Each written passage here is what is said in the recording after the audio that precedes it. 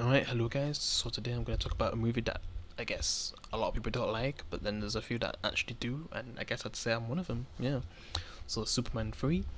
So I'd at least say that this is probably not as bad as Superman 4, which I've never fully watched, and I've just mainly seen Chris Stockman's review over and over again. His hilariosity review of Superman 4, The Quest for Peace, or like what he likes to say, The Quest for Suck. But yeah, this film isn't that bad. You still get to see Superman save people like he does at the beginning of this scene. Yeah,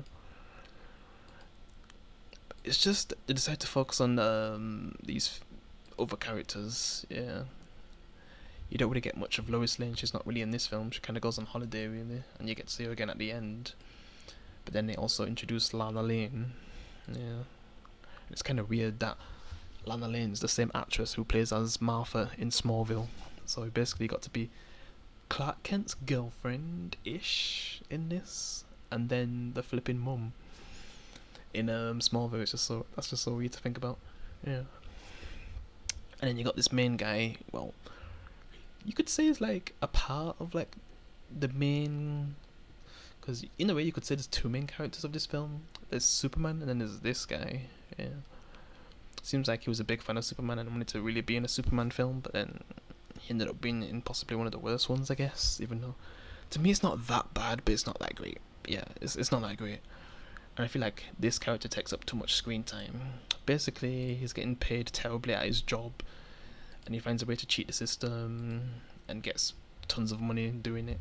And then there's this scene of Superman trying to help out because there's this big fire and he's trying to help people. And instead of using his ice breath, he decides to like make a massive ice thing and then just throw it at him, which could have ended badly if he timed it wrong. It could have flipping crushed him, but luckily it turns into wind and I guess it saves him, yeah. And then Jimmy nearly gets himself killed, but Superman saves him. Then he meets Lana. I'm just used to her being Asian. Well, mix of Asian and white, but yeah. Because I guess eventually they become more diverse, yeah. And then you got the villains, I guess. So there's no Lex Luthor in this, just some random rich guy who wants to take down Superman because he's interfering with his plans, I guess. Because I guess they decide to use this black guy who, instead of firing him or something or putting him in jail, they decide to use his talents, yeah. And I feel like they could have executed this story so much better than what we actually got. Like, it could have been so much better with this guy. And since he barely meets Superman until the flipping third act, which is ridiculous, I feel like he should have met him like the second act. But basically, you know, like I said, he basically was getting treated badly in his job. He wasn't getting paid much, so he decided to steal from the system, and he ended up getting like flipping 85k or something like that, from 143k to 85k, which is a huge difference. Imagine doing that in real life, because that guy's that smart. I guess even Lex Luthor would be impressed, I guess. But I wonder what Lex Luthor would actually do. Would he actually want to use him to do a lot more, or just dispose of him? It's hard to say, because Lex Luthor's supposed to be smart, but yeah. This guy just decides to take advantage of him, I guess. But I feel like he should have got to a point where he's realizing that he's doing bad things, and should have sided with Superman. Yeah, like a lot earlier instead of like the very end when the villains are about to get defeated. He decides to like change sides and help Superman. And you got stuff with Lana wanting to go to Metropolis, move away from Smallville with her son, and the son then he gets himself killed, but you know helps him out. Then you got just a lot of dumb scenes, I guess. Like there's literally a scene where this guy literally slides down from a building and survives. It makes no sense, but whatever. I was thinking at least Superman was gonna save him, but no. But yeah, he basically breaks into this place to be able to hack in and do what he needs to do, I guess. Mess up the weather in Colombia or something. Cause like a flipping storm, but then Superman comes and stops it. Literally makes the storm go backwards, like in the air. Yeah, which is crazy. And he's basically explaining it, and I guess they're getting pissed about Superman. So they gotta find a way to stop him, and this is the kind of the scene I was talking about. He literally skis down a whole flipping building, which makes no sense. Yeah. and then he's getting thanked for helping people. But then the black guy's like in a disguise, giving him like some kind of stone that seems like it's kryptonite, but it seems like a lot worse than kryptonite. It literally makes Superman kind of turn bad, so you know, like something that we kind of got later on with Injustice and stuff. But you could say more Bizarro territory, since he ends up splitting in two. Yeah, you can just tell that he's starting to become kind of like a different person. Some of the things he's doing, but then a part of him's kind of holding him back. Yeah. And then just seeing him like correcting like this building is hilarious. Yeah. And I like how that's kind of like a just look at his face, so mischievous, like bro, that's just perfect. And then like the Olympic torch, literally Superman just blows it out, like so evil, yeah.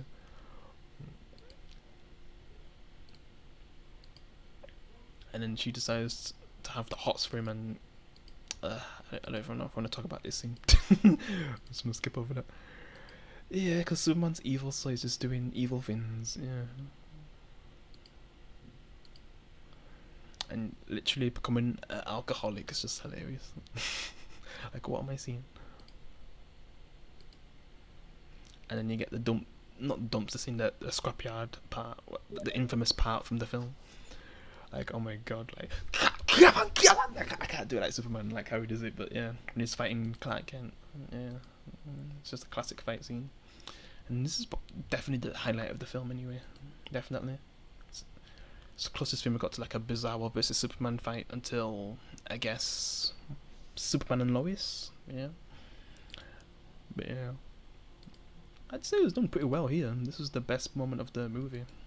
Seeing Clark Kent triumphant over basically Bizarro. Yeah, basically choking him out. Just hilarious. And he becomes a good Superman again. He goes to stop the villains because they built some machine which the black guy helped to create. And then once he realizes that he's doing something really bad and Superman comes to stop him, he decides to change sides. Superman nearly dies from the machine, but the black guy basically stops it and helps destroy it. Yeah, it's just basically buffering up. I'm just trying to get through to it. And then like the machine ends up flipping, taking one of the characters, one of the villains, and fusing itself with it, and it just becomes this creepy machine. I guess it probably scared kids back in the day. So probably the stuff with kinda evil Superman and the flipping cyborg at the end of the film. Yeah, that probably gave kids nightmares if they grew up with this. Yeah. I feel like it should have did more of like the cyborg part. It should have been more than just like a few minutes of a fight that quickly ends, and Superman just reflects like whatever it's pulling at it back at it, and then it just I guess stops it, and this whole place gets destroyed afterwards. Yeah. It's just buffering so much, so I'm just talking through everything that happens. I'm guessing the rest just get arrested anyway. Yeah. And I guess he saves the black guy because he saved him. And a funny fact about this scene is like the actual actor is actually scared of heights, who Superman's holding. So yeah, he's actually really scared in this scene, which is funny because like saying like, who's holding you even though you're holding me. I just can't say like how I said it, but yeah. It's just funny that he's actually scared in this scene. Yeah, it just goes perfectly. And even after everything this guy did, helping those villains, Superman basically still helps him get a job, but then after all that, he still turns them down, like, which is hilarious. He says, it's not for me.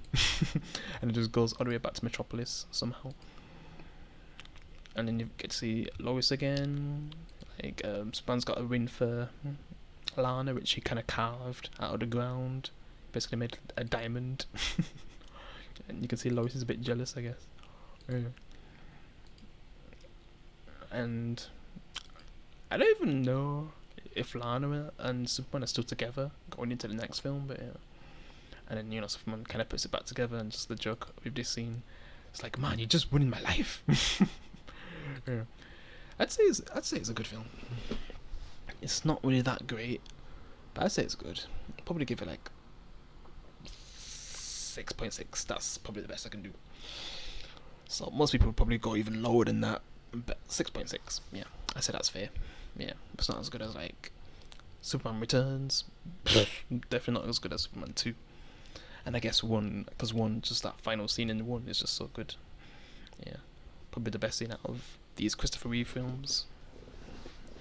But yeah, that's my review of Superman 3. Let me know if you hate the film or actually like it, like me. You find it underrated, even though I don't really like or love this film, but I probably could watch this again.